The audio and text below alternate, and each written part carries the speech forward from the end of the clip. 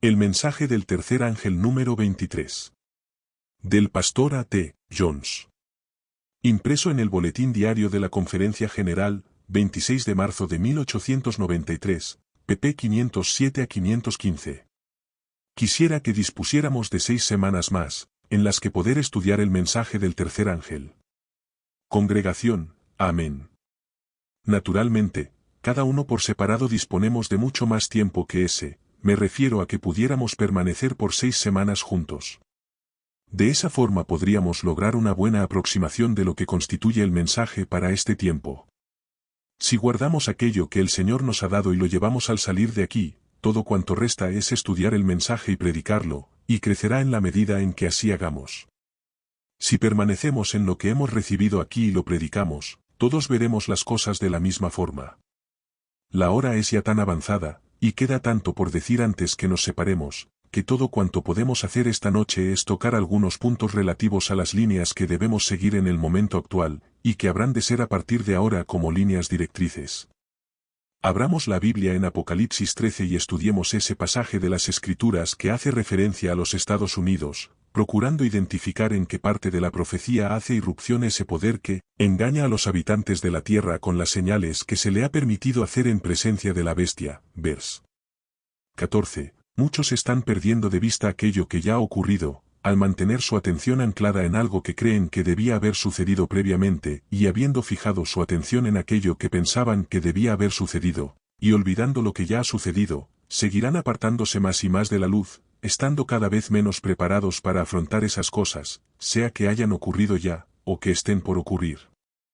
En los versículos 13 y 14 encontramos la declaración profética que caracteriza la obra de ese poder, hace grandes señales, de tal manera que incluso hace descender fuego del cielo a la tierra delante de los hombres. Engaña a los habitantes de la tierra con las señales que se le ha permitido hacer en presencia de la bestia, diciendo a los habitantes de la tierra que le hagan una imagen a la bestia que fue herida de espada y revivió. Debido al orden en el que se lo expresa, no pocos me han escrito afirmando que tienen que haber sucedido todas esas cosas antes de que se forme la imagen de la bestia, y que esas manifestaciones prodigiosas son la obra del espiritismo, que será el que persuada a la gente a formar la imagen de la bestia. Al respecto es importante que estudiemos la profecía y comprobemos lo que dice, y hasta donde nos sea posible, lo que no dice. Comencemos en el versículo 11 de ese capítulo. Después vi otra bestia que subía de la tierra. Tenía 2 cuernos semejantes a los de un cordero, pero hablaba como un dragón. ¿Cuándo hablaba como un dragón? ¿Cuándo subió de la tierra al principio? Congregación, no. ¿Cuándo comienza a hacerlo? Leamos el versículo 15. Se le permitió infundir aliento a la imagen de la bestia, para que la imagen hablara e hiciera matar a todo el que no la adorara. Entonces sí que habla como dragón, ¿no os parece? Congregación, sí. ¿Es la imagen de la bestia, la que habla como un dragón? Congregación, sí.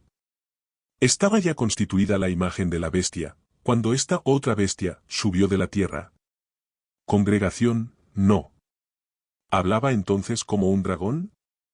Congregación, no. Por lo tanto, ese versículo no tiene su aplicación en el lugar del texto en el que aparece escrito.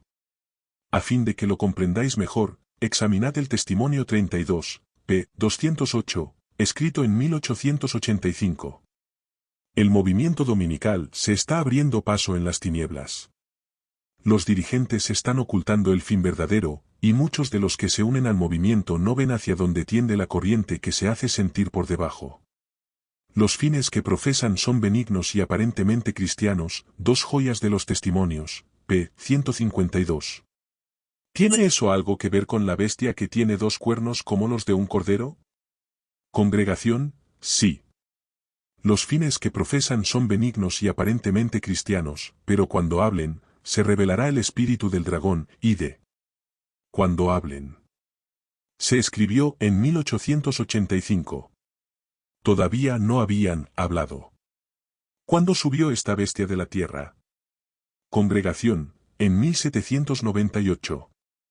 Tenía 2 cuernos semejantes a los de un cordero, en el momento en que hizo su aparición, y los ha venido teniendo todo el tiempo, ¿no es así? Congregación, sí. Los fines que profesan son benignos y aparentemente cristianos. Pero hay ahí una profecía, hablaba como un dragón, y hemos visto que es la imagen de la bestia la que habla, decretando la muerte de todos los que no la adoran. Es la voz del dragón. Cuando hable, se revelará el espíritu del dragón. Así pues, el versículo 11 no halla su cumplimiento en el lugar cronológico que ocupa en el texto, en ese orden en el que aparece en la profecía. La última expresión del versículo 11 no se cumple hasta haberlo hecho lo que anuncia el 15. Versículo 12, ejerce toda la autoridad de la primera bestia en presencia de ella, y hace que la tierra y sus habitantes adoren a la primera bestia, cuya herida mortal fue sanada. ¿Ha ejercido ya esa bestia que subió de la tierra todo el poder de la primera bestia, la que la precedió? Congregación, no. ¿Ha obligado a los moradores de la tierra a que adoren a la primera bestia? Congregación, no. Por lo tanto, ¿se cumple ese versículo 12 antes de llegar el tiempo del versículo 15? Congregación, no. ¿Se cumplirá al quedar configurada la imagen de la bestia? Congregación, sí. Por lo tanto, esos dos versículos de la profecía no hallan su cumplimiento en el preciso orden en el que aparecen escritos. ¿Lo comprendéis? Congregación, sí. Versículo 13, también hace grandes señales, de tal manera que incluso hace descender fuego del cielo a la tierra delante de los hombres. ¿Se cumple eso antes de que se forme la imagen de la bestia? Congregación, no. Si habéis leído el volumen 4, El actual conflicto de los siglos, sabréis que se trata de una de las últimas maniobras de Satanás antes de que él mismo se personifique. Si no habéis leído ese volumen, hacedlo y veréis que el hacer descender fuego del cielo es una de las últimas cosas que tienen lugar antes de la aparición personal de Satanás, si no precisamente la última. De hecho, el volumen 4 no especifica si sucederá antes o después de la aparición personal de Satanás, pero aún asumiendo la posibilidad más extrema, se la encuentra entre los hechos acaecidos cuando los poderes mismos de las agencias satánicas alcanzan su máxima expresión a fin de engañar, si fuera posible, a los mismos elegidos. Ese milagro se realiza con la pretensión de demostrar a los hijos de Dios que están equivocados al guardar el sábado. Tiene categoría de prueba decisoria, y será uno de los últimos acontecimientos, o quizá el último antes del decreto de muerte. La lucha tendrá lugar entre los poderes de la tierra y el Señor, entre aquellos que se someten y doblegan a los poderes de la tierra, y los que obedecen al Señor. Ahora bien, ¿se van a efectuar todos esos milagros de forma abierta y descarada en contra del Señor? ¿Es esa su forma de operar? Congregación, no. ¿Los van a realizar quienes niegan abiertamente a Jesucristo? Congregación, no. ¿Quién va a realizarlos? Los que profesan ser Cristo ellos mismos. Se levantarán falsos cristos y falsos profetas, y harán señales y prodigios, Marcos 1 y 22. Serán los que profesan ser representantes de Jesucristo quienes realizarán esos prodigios mentirosos, pretendiendo que Cristo está con ellos, y que Dios está de su parte. Pero los que conocen al Señor sabrán que no es así, y los rechazarán. Se va a producir ese desafío. En cierto punto en la historia se suscitó una discusión acerca de si Dios era el Señor, o si era el sol Baal. Lo que demostró al pueblo que Elías era un hombre de Dios, y que su Dios era el verdadero y no el sol, fue precisamente el fuego que descendió del cielo. Se producirá eso mismo de nuevo, pero esta vez para engañar, y ahora serán los siervos de Baal los que harán descender fuego del cielo. Profesan que Baal es Dios, siendo que en realidad se trata de Satanás. Os presentarán este desafío, decís que la Biblia es la palabra de Dios, ¿es así? Sí, ¿afirmáis que el Dios de la Biblia es vuestro Dios? Sí. ¿Y afirmáis que se debe guardar el sábado por ser la señal de lo que Dios es para el hombre y de lo que Cristo es para el hombre, ¿no es así? Efectivamente, esa es nuestra posición. Bien, en una ocasión anterior se recurrió a una prueba que decidió la cuestión. Consistió en hacer venir fuego del cielo. Eso decidió en aquella ocasión que el Señor era el verdadero Dios. Ahora os ofrecemos recurrir a esa misma prueba, acorde con vuestra propia posición. Os desafiamos con franqueza y sin trampa, os damos una justa oportunidad y os decimos, si nosotros somos los hombres de Dios, si es Él nuestro Dios, si Él está con nosotros y no con vosotros, que descienda fuego del cielo a la tierra. ¿Qué sucederá entonces? Ese fuego descenderá ante la vista de los hombres. También hace grandes señales, de tal manera que incluso hace descender fuego del cielo a la tierra delante de los hombres. Así sucederá, y será utilizado para decidir la cuestión, para demostrar que son ellos quienes tienen a Dios de su parte. Y cuando el verdadero pueblo de Dios objete que no es esa la prueba de la verdad, que eso no demuestra nada, replicarán, nos basamos en vuestras propias evidencias, decís que creéis en la Biblia, que es vuestro fundamento, y admitís que esa prueba decidió la cuestión entonces. Pero ahora, cuando efectuamos idéntica prueba, negáis que eso tenga ningún valor decisorio, ¿qué sentido tiene que intentemos seguir razonando con vosotros? Evocarán esa evidencia probatoria sobre la que pretenderán basarse, y añadirán, ¿qué más se puede hacer, sino matar a personas como vosotros? Se acabarán vuestras oportunidades de dialogar con ellos, dado que el destino del mundo, las plagas, epidemias y todas esas cosas que estarán viniendo a nuestro mundo, lo serán según ellos por vuestra insensatez, por vuestra obcecación en no someteros, por vuestra determinación irrazonable en seguir vuestro propio camino al precio que sea. A fin de salvar personas cuyas vidas son preciosas, lo único que podemos hacer es deshacernos de vosotros. Podéis fácilmente comprender que lo anterior no ha de suceder antes, sino después de que se haya formado la imagen de la bestia. Hermanos, no es solo tiempo de que leamos el volumen 4, sino de que lo releamos y lo volvamos a leer a fin de comprender cuál es el estado de cosas actual. Es tiempo de que lo leamos. No podemos permitirnos ignorarlo. Podéis, pues, ver por vosotros mismos que los 3 versículos que hemos leído no se han de cumplir en el orden preciso en que están escritos. Sigamos leyendo. Engaña a los habitantes de la tierra con las señales que se le ha permitido hacer en presencia de la bestia. Leamos ahora otro pasaje en el capítulo 19 de Apocalipsis, referente a la venida del Señor. Vi a la bestia y a los reyes de la tierra y sus ejércitos, reunidos para guerrear contra el que montaba el caballo y contra su ejército.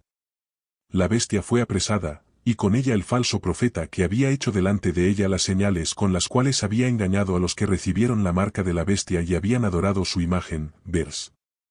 19 y 20. Alguien me habló recientemente sobre otra versión de la Biblia, ignoro si se trata de la Rivaís versión o de alguna otra, que traduce así el pasaje, el falso profeta que obraba milagros en su presencia, milagros con los que engañaba a quienes habían recibido la señal de la bestia y que habían adorado su imagen. Pastor de Bourdieu, también la Biblia en francés lo traduce así. Eso muestra, por lo tanto, que los milagros, los prodigios mentirosos, tienen por efecto engañar a quienes recibieron la señal de la bestia. Ahora bien, ¿se recibe la señal de la bestia antes de haberse constituido la imagen? Bajo la predicación del mensaje, con la responsabilidad que trae, ¿se tiene a las personas por responsables de recibir la señal de la bestia y de adorar a la bestia antes de que ésta se levante y fuerce sus conciencias? No. Ya vimos en los estudios previos que hasta constituirse la imagen de la bestia, había una vía para escapar a la adoración de la bestia. Era aún posible rehusar adorarla, pero una vez que se forma la imagen de la bestia no hay manera humana de negarse a adorarla, dado que no hay lugar en toda la tierra que no esté sometido al poder de la bestia. En consecuencia, no hay ya escapatoria posible, y es entonces cuando se tiene a los hombres por responsables de adorar, bien sea a la bestia, o bien a su imagen. No hay alternativa. La única solución es volverse a Dios. Llegará, pues, un tiempo en el que la decisión será ineludible, y tendrá lugar entre Dios y los poderes terrenales. Leed el capítulo 16 de Apocalipsis.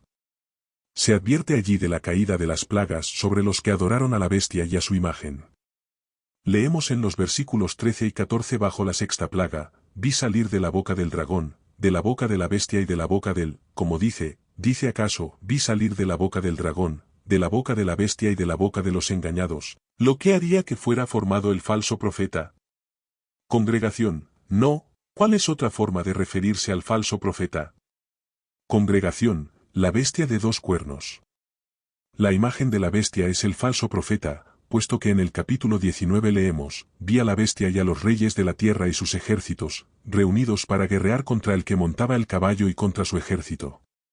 La bestia fue apresada, y con ella el falso profeta que había hecho delante de ella las señales con las cuales había engañado a los que recibieron la marca de la bestia y habían adorado su imagen. Vers. 19 y 20.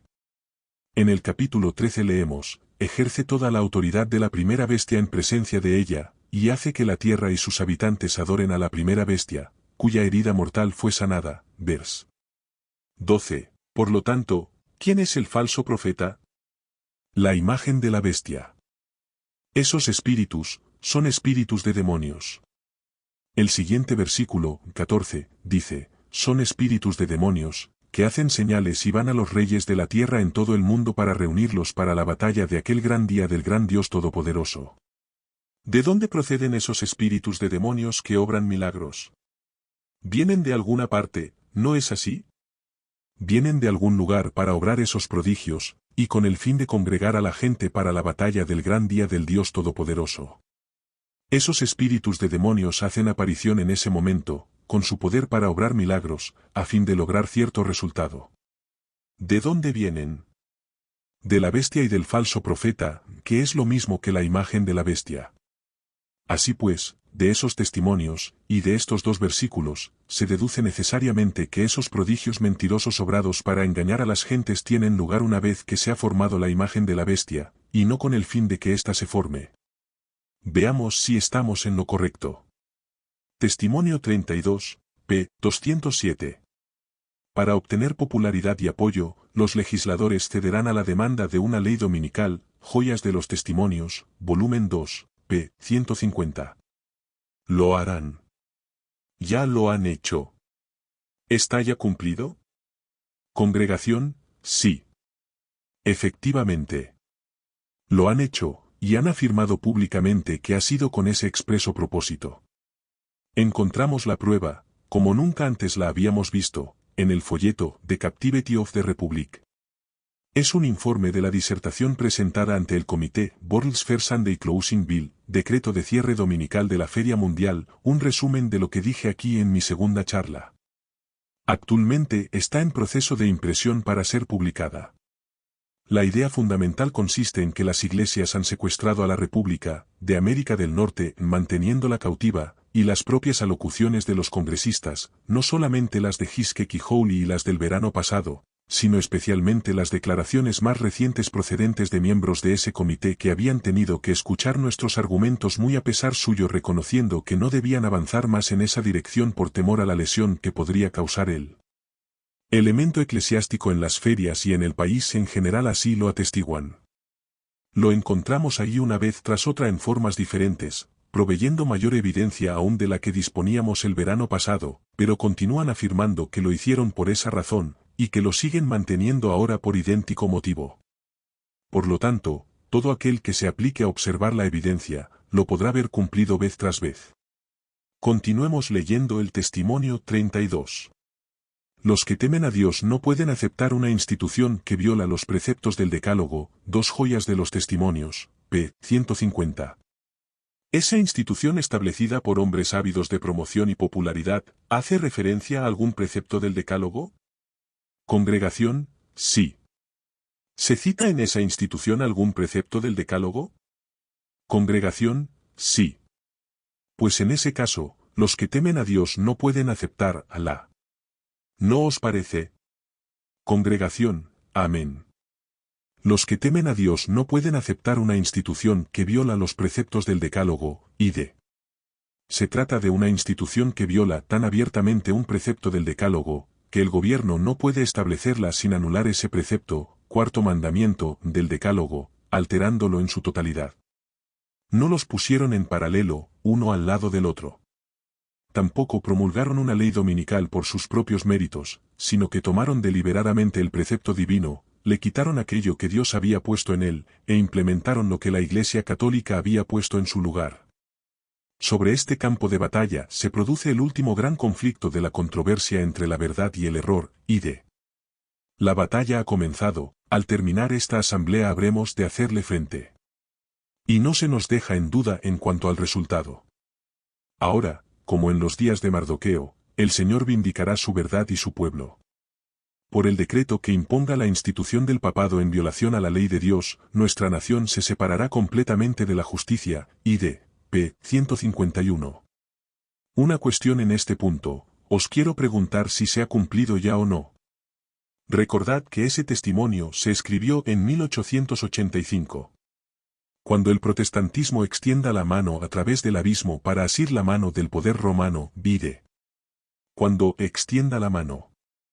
En 1884 dijo que iba a hacerlo. Cuando llegó ese testimonio especial, ahora hace un año, afirmó que iba a suceder. Está ahora sucediendo. Sabemos positivamente que ha extendido la mano.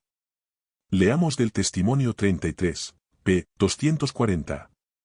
Cuando nuestra nación abjure de tal manera los principios de su gobierno que promulgue una ley dominical, en este acto el protestantismo dará la mano al papismo, dos joyas de los testimonios, p. 318 y 319.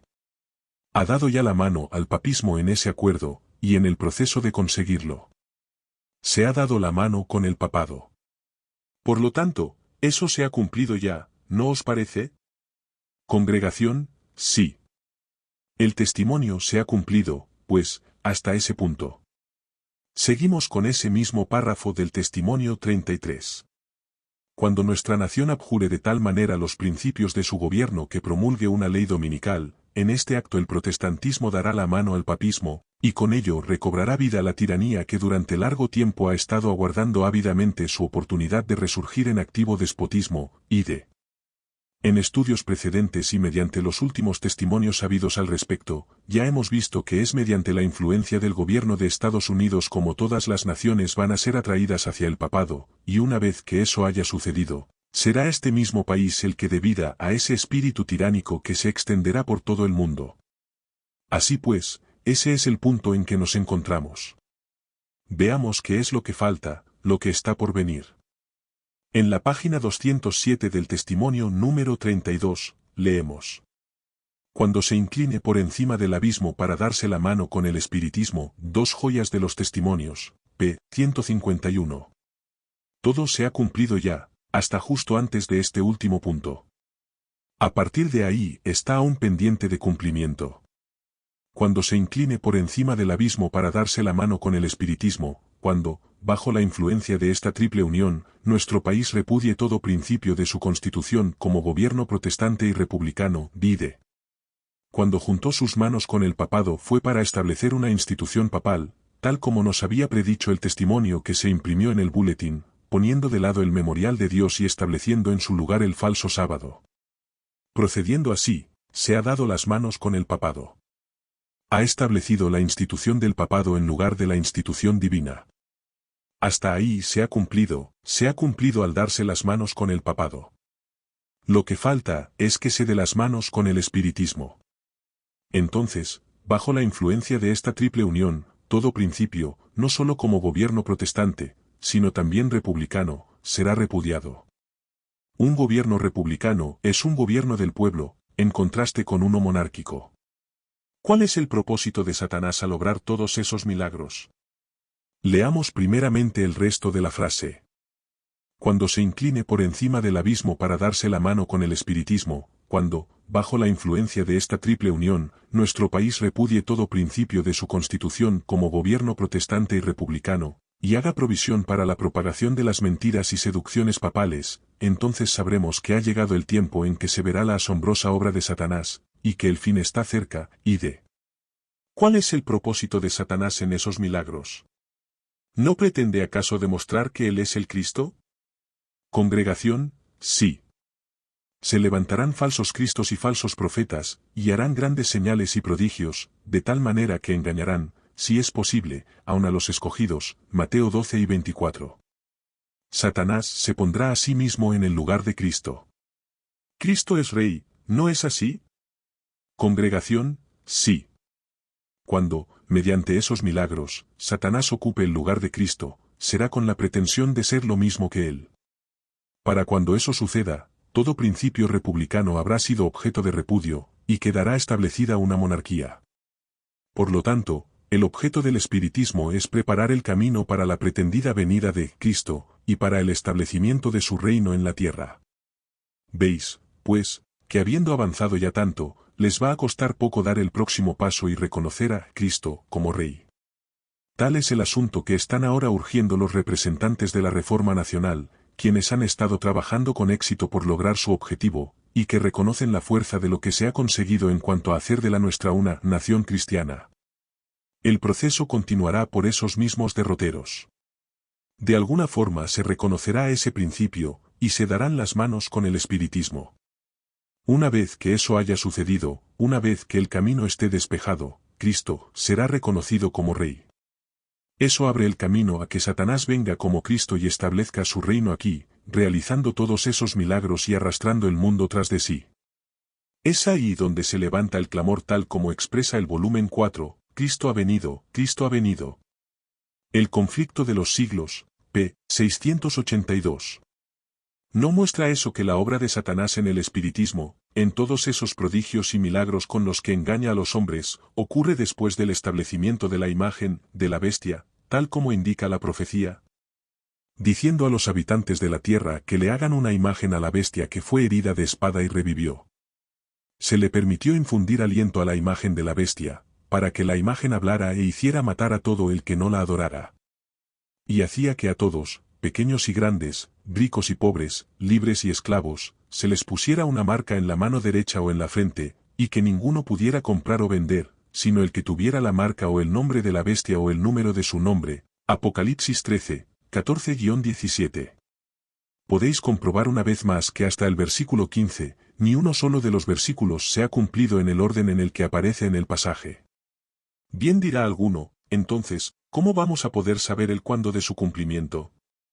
En el volumen 4 encontramos también respuesta a esa pregunta. Leemos en la página 443. Para saber a qué se asemeja la imagen y cómo será formada, debemos estudiar los rasgos característicos de la misma bestia, el papado, el conflicto de los siglos, p. 496. Hemos de aprender del cumplimiento de la profecía y ser capaces de detectarlo, a partir de nuestro conocimiento acerca de lo que constituye una imagen. Dicho de otro modo, no se espera que comprendamos el cumplimiento de esa profecía a partir exclusivamente de la profecía misma, por el contrario, hemos de captarla y comprenderla a partir del registro de la naturaleza, del modus operandi y disposición de aquella bestia, de la cual ésta no es más que una imagen. Así pues, a fin de saber cuándo han de cumplirse esas profecías, hemos de estar familiarizados con el original, con la bestia. La hemos de conocer bien a fin de encajar en su lugar correspondiente cada uno de los puntos que vayan apareciendo, a la luz de lo que conocemos del original. Y sabiéndolo, podremos guardarnos de ello. Hay una peculiaridad en relación con esta profecía, que no se da en la mayoría de las otras. Hay otras profecías, como la de Daniel 7, la serie sucesiva de Babilonia, Medo-Persia, Grecia, Roma, etc., en las que el ser humano podía comprobar su cumplimiento en el suceso anunciado, y sentirse perfectamente seguro en él. Dicho de otro modo, estaba en terreno seguro aquel que, conociendo las Escrituras, esperaba que otro reino sucediera a Babilonia, y que esperaba que fuese Medo-Persia, reconociendo el momento en el que hallaba cumplimiento en el propio suceso. Sí. Podía observar su cumplimiento y podía observar el evento mismo. Pero atención, en esta profecía que viene al final del mundo, y en la vorágine de los eventos que configuran el final del mundo, aquel que espere a ver su cumplimiento para ponerse en acción, comprobará que llegó demasiado tarde. Por lo tanto, se trata de una profecía con la que Dios quiere que estemos tan familiarizados de antemano, como para poder subsistir en ella estando en el lado correcto, y no a remolque de su cumplimiento. Y a fin de permitir que sea así, el Señor nos proporciona una figura que ya se ha cumplido en la historia, nos da el desarrollo de los eventos que ocurrieron ya, que se cumplieron ante la vista de todos en un lento proceso, de forma que estudiando a cámara lenta la forma en que tuvieron lugar, podamos llegar a estar bien familiarizados con los principios que se establecieron, con su subsiguiente desarrollo y con el resultado al que llevaron. Y nos lo da de ese modo a fin de que podamos comprender todas esas cosas con las consecuencias que acarrean, de forma que cuando se dé en el futuro el primer indicio de cosas semejantes, podamos prever cuál será su continuación con la suficiente antelación, teniendo así amplia oportunidad para estar alerta y no resultar sorprendidos y atrapados. Esa es la razón por la que el Señor no quiere que analicemos el cumplimiento de esa profecía en la profecía misma. La razón es que si esperamos a hacer así, las cosas más importantes en el cumplimiento de la profecía serán precisamente aquellas de las que depende nuestra salvación en el preciso momento en que se esté cumpliendo, y si por entonces estamos en el lado equivocado, habrá sido para siempre demasiado tarde. Por lo tanto, el Señor ha hecho provisión para que comprendamos a la bestia de forma cabal en su modo de operar, a fin de que al estudiarla resultemos capacitados para detectar su imagen en todas sus fases y facetas. Puesto que la conocemos bien, nos bastará el primer indicio de cualquier cosa semejante en la que podamos reconocer esos elementos, de forma que podamos decir, esto significa la imagen de la bestia, está ahí encerrada, y debo evitar cualquier conexión con ello ahora y por siempre. Observando el desarrollo de ese germen que habremos detectado sabiendo que es el espíritu y el principio del papado cuando comenzó, cuando lo vemos, lo reconocemos y lo evitamos en cada uno de sus pasos, estamos en terreno seguro, pero en caso contrario nos hallamos en terreno peligroso. Por lo tanto el espíritu de profecía nos ha dicho que si queremos saber acerca de la imagen, hemos de estudiar su original, la bestia. Los que proceden de ese modo serán capaces de detectar la iniquidad en cada una de sus fases, no importa de qué forma se presente o de dónde venga, aunque sea solamente un comienzo incipiente de ella. Hermanos, es de la mayor importancia que consideremos estas cosas y que las comprendamos, de forma que no resultemos vencidos, que no nos sorprendan sin la preparación necesaria en cada momento, sino que andemos siempre con antelación en la mente y en la luz del Espíritu de Dios. Vuelvo a repetirlo. Debido a la propia naturaleza de los hechos y al ritmo frenético en que se han de desarrollar los eventos en estos últimos días, a fin de permanecer en terreno seguro debemos anticiparnos al cumplimiento de esos eventos. Y a fin de prepararnos para ellos, Dios los ha ido trazando con detalle ante nosotros en la evidencia histórica de la bestia. Nos lo ha dibujado de forma que podamos estudiarlo calmadamente en su lento desarrollo, hasta alcanzar la plenitud de sus ruinosos resultados en el pasado. Está de esa forma a nuestro alcance, mediante la iluminación del Espíritu de Dios, anticiparnos a lo que está ahora por venir, de forma que cuando llegue, por rápidamente que lo haga, lo afrontemos con buen ánimo debido a que conocemos de antemano su significado. Eso es todo cuanto puedo decir sobre esa línea particular de profecía, o sobre ese pasaje. Me ha parecido necesario prestarle atención antes de separarnos, debido al gran número de preguntas que he recibido al respecto. Hagamos ahora un esbozo de lo que presenta el libro de Apocalipsis después de eso. El mensaje del tercer ángel nos advierte en relación con la bestia y su imagen, así como acerca del peligro de beber el vino de la ira de Dios. Sigue a continuación la venida del Salvador para cosechar la mies de la tierra, y se describe al pueblo de Dios de pie en el monte de Sión. Encontramos allí un esquema de lo que ha de suceder desde el punto en el que ahora estamos hasta la victoria final. El capítulo 16 se refiere a las plagas, el 17 a Babilonia la Grande, la Madre, el 18 es el mensaje de advertencia, los tiempos del refrigerio, la lluvia tardía, la tierra alumbrada por la gloria de Dios, el llamado a salir de Babilonia por haber caído y por haberse convertido en albergue de demonios y de todo espíritu inmundo, de toda ave inmunda y aborrecible, y también el llamado a no recibir sus plagas, dado que Dios se ha acordado de sus maldades. La palabra avanza entonces y describe las escenas del juicio de Dios sobre la Gran Babilonia, que termina en su ruina y perdición completas.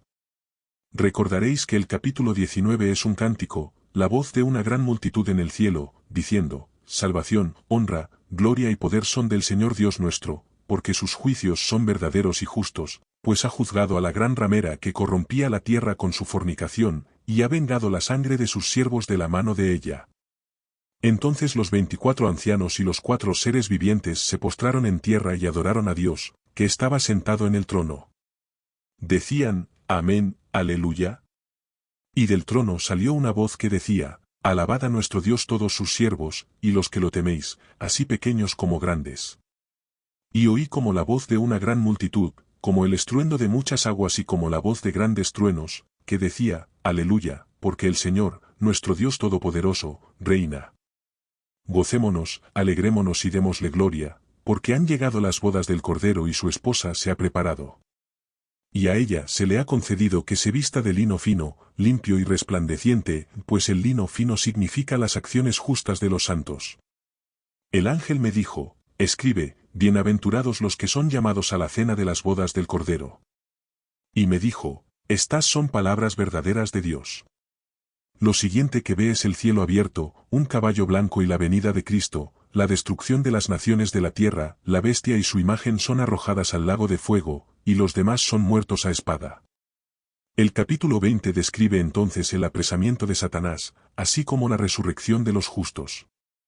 Transcurren los 1000 años y tiene lugar la resurrección, juicio y destrucción de los impíos. El capítulo 21 introduce la tierra nueva con su ciudad celestial. Y el capítulo 22 afirma, no habrá más maldición.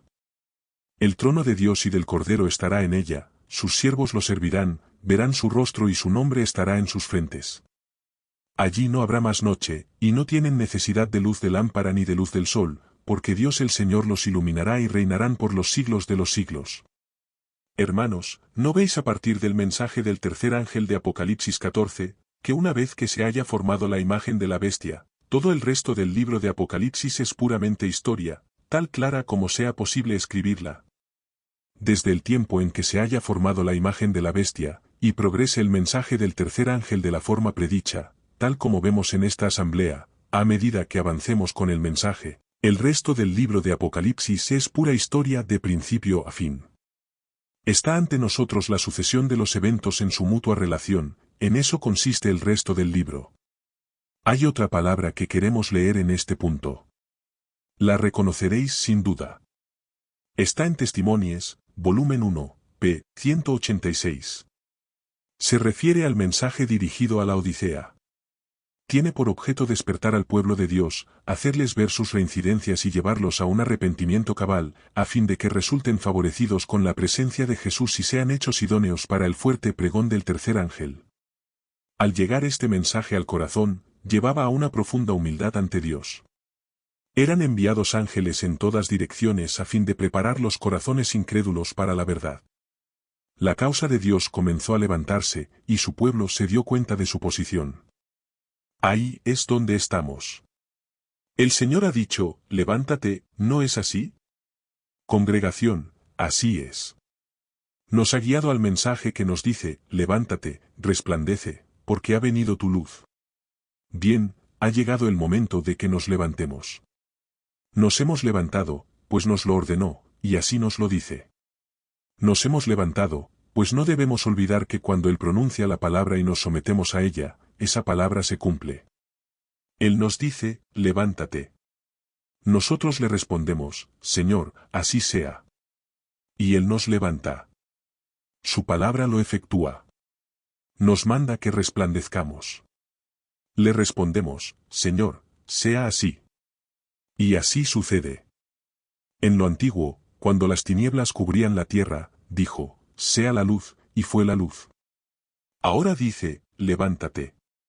Esa palabra, cuando reposamos en ella, nos levanta. Nos dice que resplandezcamos. Cuando confiamos en esa, su palabra, nos hace resplandecer. Su palabra hoy, al decirnos resplandece, contiene tanta luz como aquella que pronunció cuando dijo, sea la luz en lo antiguo. Esa palabra lleva en sí misma la luz, y si nos sometemos a ella, el Señor verá que resplandecemos. Pero a lo que quería llamaros especialmente la atención es a esa promesa de que se enviarán ángeles en todas direcciones a fin de preparar los corazones incrédulos para la recepción de la verdad. Los ángeles de Dios se han replegado, ¿no es así? Son enviados. ¿Qué vais a hacer? Cuando salgamos de esta asamblea, dependiendo del poder de Dios, avanzando con su poder, en su presencia, con su gloria sobre nosotros, esperando que Él se manifieste a sí mismo según su providencia en el tiempo y forma en que Él determine, observad que el enviar primeramente a los ángeles, enviándonos después a nosotros, tiene por objeto que alcancemos aquellos corazones que los ángeles habrán preparado ya de antemano. Por lo tanto, hermanos, nada tenemos que hacer en cuanto a ingeniar nuevos planes de acción, con sus dispendios propagandísticos. El plan de trabajo está ya trazado. Dios quiere que nos sumemos a su plan operativo. No inventéis intereses, sino más bien incorporaos al interés divino. Es todo cuanto nos pide el Señor. Cuando Él nos envía, debemos ir con esa promesa, está ante nosotros, debemos aprestarnos a realizar la obra que Dios ha dispuesto para nosotros de toda forma, en toda dirección. Ahí es donde nos encontramos. ¿No fue acaso así como sucedió en los días de los apóstoles? Una razón por la que quisiera que pudiéramos disponer de 6 semanas más en las que estudiar juntos, es para considerar el libro de los Hechos. Podríamos entonces ver la forma en que Dios obra cuando se da libre curso a su voluntad. Pero podéis estudiarlo por vosotros mismos. Ese debiera ser ahora nuestro libro de texto. Así fue como obró al derramar la lluvia temprana, y es el libro de texto para mostrarnos cómo va a obrar en el tiempo de la lluvia tardía.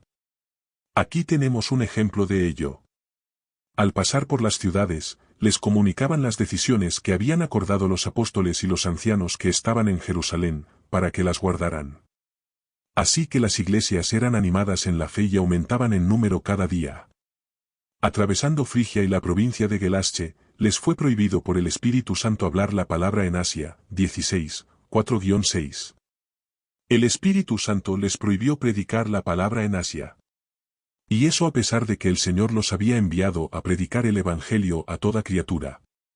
Y cuando llegaron a Misia, intentaron ir a Bitinia, pero el Espíritu no se lo permitió. Vers. 7.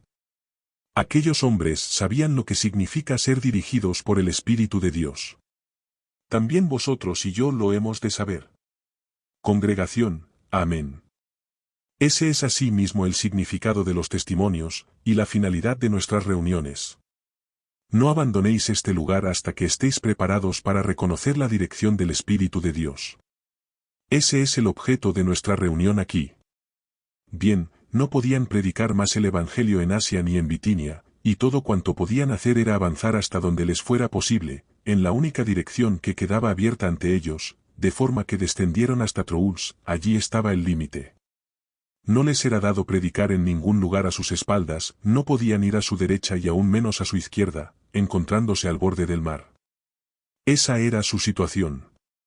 ¿Qué sucedería entonces? El Señor les dijo lo que debían hacer. Entonces, pasando junto a Misia, descendieron a Troas. Una noche, Pablo tuvo una visión. Un varón macedonio estaba en pie, rogándole y diciendo, pasa a Macedonia y ayúdanos. Cuando vio la visión, enseguida procuramos partir para Macedonia, dando por cierto que Dios nos llamaba para que les anunciáramos el Evangelio. Zarpando, pues, de Troas, navegamos directamente a Samotracia, el día siguiente a Neápolis y de allí a Filipos, que es la primera ciudad de la provincia de Macedonia, y una colonia. Estuvimos en aquella ciudad algunos días. Un sábado salimos fuera de la puerta, junto al río, donde solía hacerse la oración. Nos sentamos y hablamos a las mujeres que se habían reunido. Entonces una mujer llamada Lidia, vendedora de púrpura, de la ciudad de Tiatira, que adoraba a Dios, estaba oyendo. El Señor le abrió el corazón para que estuviera atenta a lo que Pablo decía. 8-14. ¿Por qué quería el Señor que fueran a Macedonia? Para atender aquel interés que los ángeles del Señor habían suscitado ya previamente. Cornelio buscaba también al Señor. Se le apareció un ángel, indicándole que buscara a Pedro, quien le predicaría palabras por medio de las cuales sería salvo. Pedro fue, pero solo para atender un interés que había sido ya suscitado previamente. Felipe fue igualmente enviado a través de todo el país para encontrar al eunuco y atender el interés que ya se había suscitado en su mente y en su corazón. Dejamos aquí ese punto. Habéis visto cómo el libro de los Hechos ha de ser a partir de ahora nuestro libro de texto en la obra de Dios, la forma en que Él llevará adelante su obra, y el lugar que desea que ocupemos en ella. Y hermanos, tened presente que su palabra es verdadera. Leamos un pasaje de Isaías al respecto de lo que el Señor quiere que hagamos y lo que tiene para nosotros. Recordaréis que me referí al capítulo 60 de Isaías. Leeremos ahora los dos últimos versículos. Todo tu pueblo, todos ellos, serán justos. Para siempre heredarán la tierra, serán los renuevos de mi plantío, obra de mis manos, para glorificarme. El pequeño llegará a ser un millar, del menor saldrá un pueblo poderoso. Yo, Jehová, a su tiempo haré que esto se cumpla pronto. Seguimos en el capítulo 61, el Espíritu de Jehová, el Señor, está sobre mí, porque me ha ungido Jehová. Me ha enviado a predicar buenas noticias a los pobres, a vendar a los quebrantados de corazón, a publicar libertad a los cautivos y a los prisioneros apertura de la cárcel, a proclamar el año de la buena voluntad de Jehová y el día de la venganza del Dios nuestro, a consolar a todos los que están de luto. Vers. 1 y 2. Y a continuación los dos últimos versículos de ese capítulo, junto con el comienzo del 62, en gran manera me gozaré en Jehová, mi alma se gozará en mi Dios, porque me vistió con vestiduras de salvación, me rodeó de manto de justicia, como a novio me atavió y como a novia adornada con sus joyas. Porque como la tierra produce su renuevo y como el huerto hace brotar su semilla, así Jehová, el Señor, hará brotar justicia y alabanza delante de todas las naciones. Eso es lo que el Señor va a realizar ahora. Por amor de Sión no callaré y por amor de Jerusalén no descansaré. ¿Qué decís a eso? ¿Teméis fatigaros? Oh sí, he estado trabajando ya por mucho tiempo, y creo que ahora debiera ir a casa y descansar, pero no, es mejor que continuéis donde estáis, y reposéis ahí. Seguid, y obrad mientras reposáis. Por amor de Sión no callaré y por amor de Jerusalén no descansaré, hasta que salga como un resplandor su justicia y su salvación se encienda como una antorcha. 62:1. Hermanos, os digo que si os atenéis a la reforma pro salud y la vivís de acuerdo con la voluntad divina, no vais a necesitar descanso, puesto que estaréis obrando mientras reposáis, y no necesitaréis vacaciones. Os lo puedo asegurar por experiencia. Bien sabéis cómo durante estos últimos 3 años he estado trabajando sin interrupción, y no he tenido vacaciones, no las he necesitado, ni las quiero. He estado en institutos y reuniones campestres, sin pausa entre unos y otros, sin descanso ninguno, a pesar de lo cual mi salud física no ha hecho sino fortalecerse. Y voy a acabar mi estancia en esta asamblea de la Asociación General, en la que no he cesado de trabajar minuto a minuto desde temprano por la mañana hasta la medianoche en algunas ocasiones, tan fresco como estaba al iniciarlas. Y así espero seguir. Habéis de aprender a depender de lo posible, más bien que de lo imprescindible. No es posible aguantar un fuerte ritmo de trabajo basándose solo en el aporte mínimo imprescindible, pero es posible trabajar así año tras año, dependiendo de lo que está a vuestro alcance obtener. Si comprendéis la reforma sanitaria, os daréis cuenta de que las vacaciones carecen de sentido. Podemos, pues, decir también, por amor de Jerusalén no descansaré. Me atrevo a hablar de este tema de la reforma pro salud, pues mi ejemplo es positivo al respecto. Puede afirmar eso porque tiene un sistema digestivo privilegiado, dirá alguien. No señor, tengo el estómago delicado, y desde hace años. He tenido que ser cuidadoso continuamente a fin de evitar desarreglos digestivos, pero para eso está precisamente la reforma pro salud, para que sepamos cuidar de nuestra salud. Así pues, atengámonos a esto, por amor de Sión no callaré y por amor de Jerusalén no descansaré, hasta que salga como un resplandor su justicia y su salvación se encienda como una antorcha. Entonces verán las naciones tu justicia y todos los reyes tu gloria, y te será puesto un nombre nuevo, que la boca de Jehová te pondrá. Y serás corona de gloria en la mano de Jehová y diadema de realeza en la mano del Dios tuyo. Nunca más te llamarán, desamparada, ni tu tierra se dirá más, desolada, sino que serás llamada Ezibá, mi deleite está en ella, y tu tierra, Biule, desposada, porque el amor de Jehová estará contigo y tu tierra será desposada. Pues como el joven se desposa con la virgen, así se desposarán contigo tus hijos, y como el gozo del esposo con la esposa, así se gozará contigo el Dios tuyo. Sobre tus muros, Jerusalén, he puesto guardas que no callarán ni de día ni de noche, los que os acordáis de Jehová, no descanséis. Isaías 62:1-6. Cuando obremos sin descanso, y sin dar al Señor descanso, hay algo que va a suceder. Ni le deis tregua, hasta que restablezca a Jerusalén y la ponga por alabanza en la tierra. Juró Jehová por su mano derecha y por su poderoso brazo, jamás daré tu trigo por comida a tus enemigos, ni beberán los extraños el vino que es fruto de tu trabajo, sino que quienes lo cosechan lo comerán y alabarán a Jehová, y quienes lo vendimian lo beberán en los atrios de mi santuario. Pasad, pasad por las puertas, barred el camino al pueblo, allanad, allanad la calzada, quitad las piedras, alzad pendón ante los pueblos.